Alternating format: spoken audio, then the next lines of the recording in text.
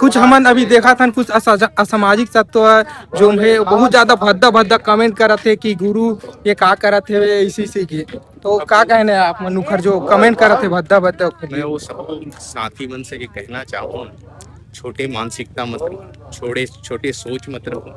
अगर सच में आप गुरु घासीदास बाबा जी का मान पाओ तो गुरु घासीदास बाबा जी के कहना है, आप सबका मालूम है कि मन के एक समान। जब एक तरफ हम मन के एक समान बोलते हैं तो कैसे हम दूरी बना सकते हैं, कैसे हम दूसरे के यात्रा में नहीं शामिल हो पाते, कैसे हम ऐसे अनगल टिप्पणी करे के काम करता है। अगर सच में बाबा जी के मानने वाला हो तो आपला समानता समरसता दिखाना हो, जमीनी स्तर में दिखाना हो, ऐसे बोलना नहीं, पूरा जमीन पे दिखाना भी पड़ी। तो निश्चित ही ऐसे असामाजिक तत्व, ऐसे छोटे मानसिकता के लोगन से मुला कोई फिक्र नहीं, कोई डर नहीं है। और तो मोर गोल मोर टारगेट फिक्स है, गुरु घासीदास बाबा जी के संदेश तक जन जन तक पहुंचाना है। मन के एक समान के संदेश ला देश और दुनिया तक मोला पहुंचाना है।